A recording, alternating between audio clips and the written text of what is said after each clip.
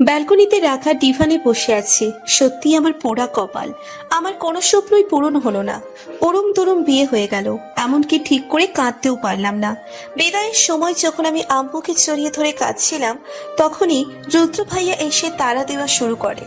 রুদ্র ভাইয়ার কথাই রুদ্র ভাইয়ার কাজিন আমাকে আম্মুর কাছ থেকে টেনে নিয়ে এসে গাড়িতে বসিয়ে দেয়। আমরা গাড়িতে বসতেই গাড়ি চলতে শুরু করে। বাড়িতে আসতেই আমাকে এই রুমে রেখে যাওয়া হয়, কারণ রুদ্র ভাইয়ের রুম নাকি এখনো সাজানো কমপ্লিট হয়নি। এই বাসার প্রতিটা কোণা আমার চেনা, হবে নাই বা কেন, ফুপির বাসা বলে কথা। কিছুক্ষণ আগে রেদি আপু আমাকে রুদ্র ভাইয়ার রুমে বসিয়ে রেখে গেছে। রেদি আপু রুদ্র ভাইয়ার বড় বোন, বিয়ে হয়েছে 5 বছর, 4 বছরের একটি মেয়েও আছে। আমি চোখ ঘুরিয়ে ঘুরিয়ে রুমটা স্ক্যান করছি। এ বাসায় অনেকবার আসা হলেও এই রুমে তেমন আসা হয়নি। কারণ একটাই, রুদ্র ভাইয়ার নিজের রুমে অন্য কারো উপস্থিতি ভালো লাগে না। আজকে তো রুমটা অন্যরকম সাজে সেজে উঠেছে।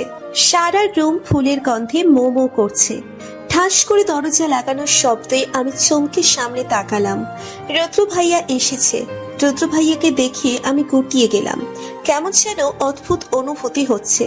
আমি কি করব বুঝতে পারছি না। রুদ্র ভাইয়ের ফুপি তো বলছিল স্বামী বাসর ঘরে আসলেই পায়ে ধরে সালাম করতে, কিন্তু আমাদের ইসলাম ধর্মে তো আল্লাহ ছাড়া আর কারোর সামনে মাথা নত না করতে।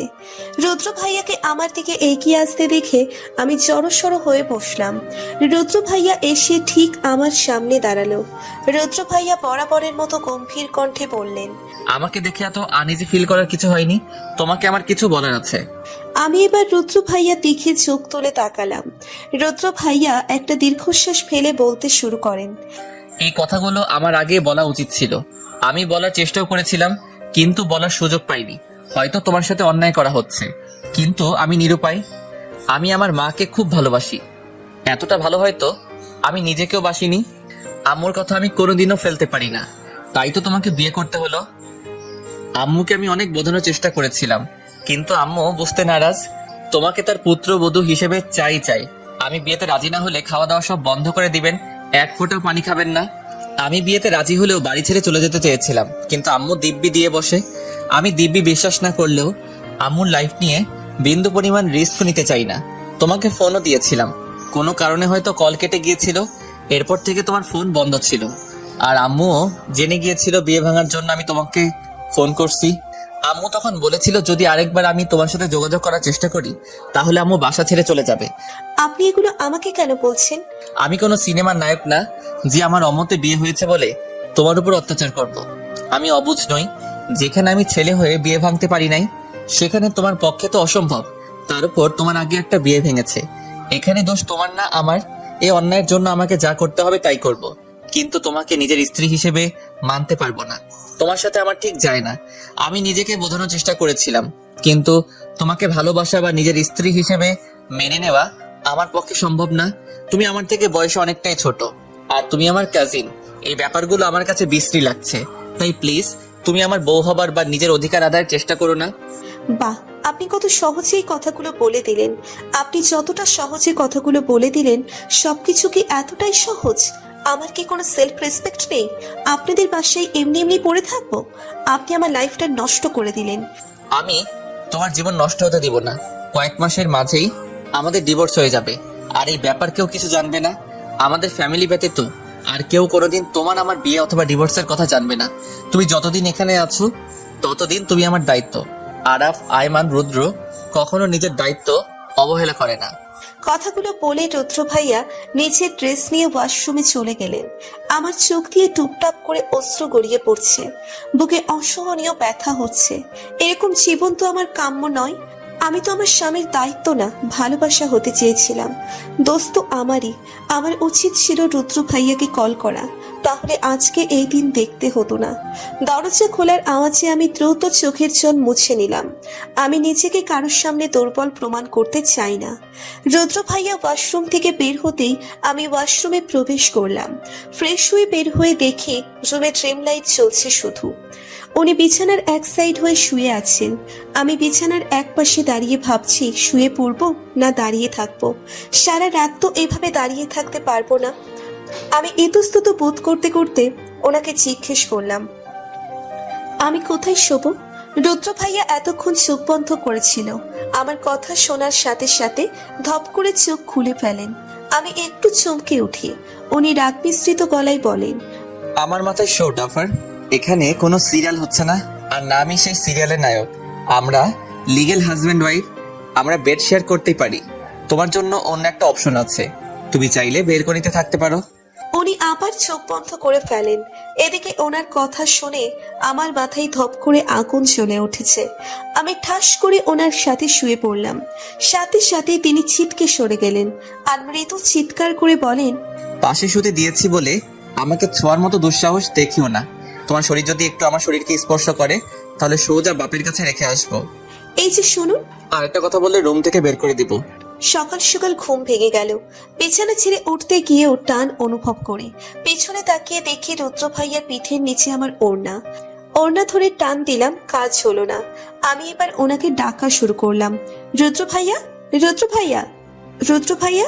এই মেয়ে, এইভাবে ষাঁড়ের মতো চিৎকার করছো কেন? আমি কানে কালা নই, আস্তে ডাকলেও শুনতে পাবো। বলো কেন ডাকছো? আপনার পিঠের নিচে আমার ওড়না ছিল রুদ্র ভাইয়া। আরেকবার যেন তোমার মুখে ভাইয়া না শুনি। আমাদের সম্পর্কটা কেমন সেটা শুধু আমাদের মাঝে সীমাবদ্ধ থাকবে, আম্মু যেন জানতে না পারে। ড্রয়িং রুমে আসতেই আমি চমকে উঠি। ড্রয়িং রুমের সোফায় বসে আছে বিহান। আমার মনে ঘুরপাক খাচ্ছে একটা প্রশ্নই, বিহান এখানে কি করছে? এখানে কি করছো? আমি চমকে পিছনে তাকাই। আমার ঠিক পিছনেই দাঁড়িয়ে আছে রুদ্র ভাইয়া, মানে রুদ্র। রুদ্রের কথা শুনে বিহানও এদিকে তাকায়। মানে? এখানে এভাবে না দাঁড়িয়ে থেকে ডাইনিং রুমে যাও। আরে মিস্টার বিহান যে, তা কি মনে করে আমার মতো একটা সামান্য ডক্টরের বাড়িতে? আপনার পায়ের ধুলো আমাদের বাসায় পড়লো, আমি তো ধন্য হয়ে গেলাম।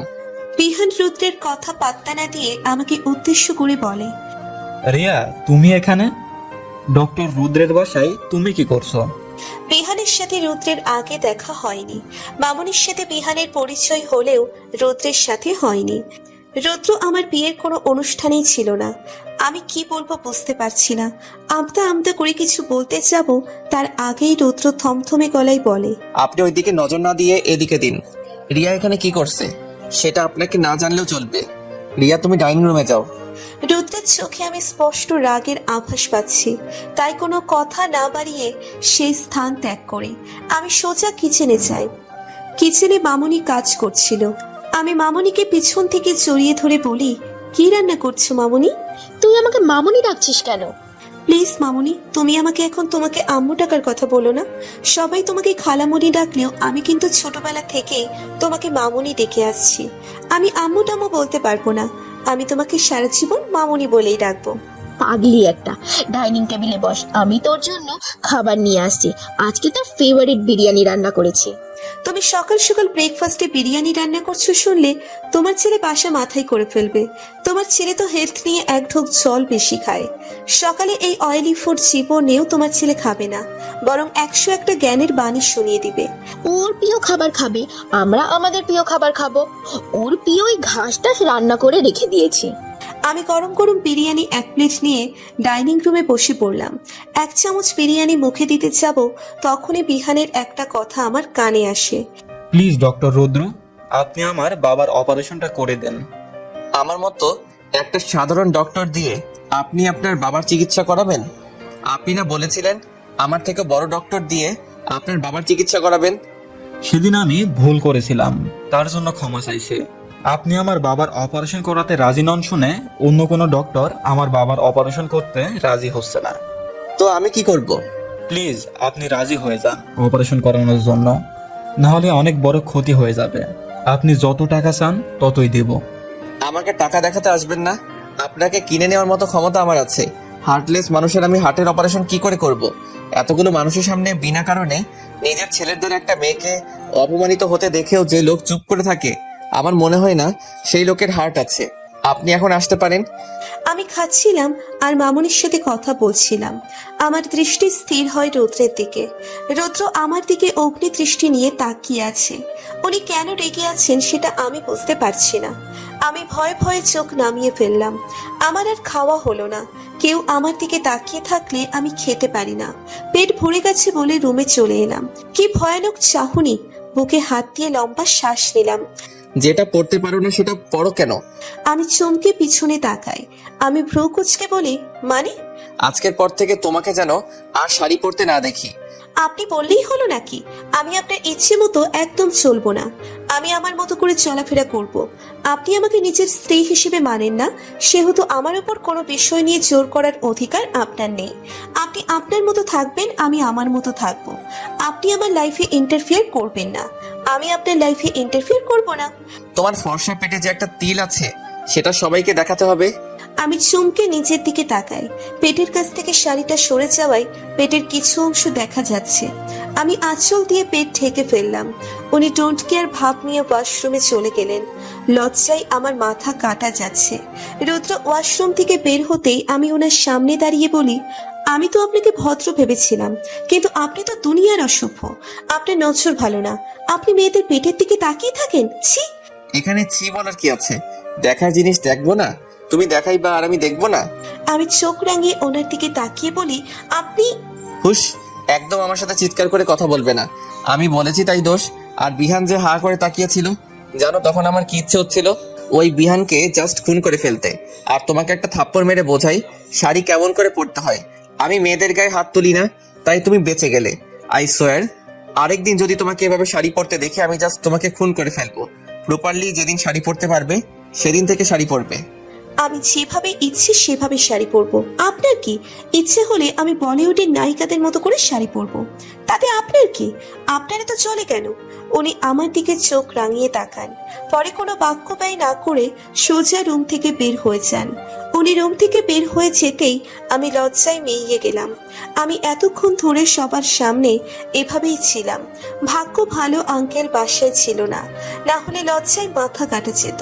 বিহানের ওপর ভীষণ রাগ হচ্ছে, ইচ্ছে করছে ওই লুচ্চাটার মাথা ফাটিয়ে দিতে। রাত 12:30 এখনো রুদ্র বাসায় ফেরেনি। মামনি আর আঙ্কেল সোফায় বসে আছেন, আমি রুমে পায়চারি করছি। রুদ্র কখনোই এত দেরি করে বাসায় ফেরেন না। বাইরে প্রচুর বৃষ্টি হচ্ছে, তাই সবার টেনশনটা একটু বেশিই হচ্ছে। এদিকে রুদ্রের ফোনও বন্ধ। হিমশীতল বাতাস বারবার শরীর ছুঁয়ে দিচ্ছে, ঠান্ডা বাতাসে বারবার কেঁপে উঠছে। বাসার নিচে সিএনজি থামার শব্দ শুনে দৌড়ে ব্যালকনিতে যাই। একটা লোক সিএনজি থেকে নামলো। অন্ধকারের জন্য লোকটাকে দেখা যাচ্ছে না, তবে লোকটার অবয়ব বোঝা যাচ্ছে এটা রুদ্র। কিন্তু রুদ্র গাড়ি রেখে সিএনজি দিয়ে কেন আসবে? লোকটা বাসার ভিতরে প্রবেশ করলো। আমি দৌড়ে ড্রয়িং রুমে গেলাম। ঠিক তখনই কলিং বেল বেজে উঠলো। আমি দৌড়ে গিয়ে দরজা খুলে দিলাম।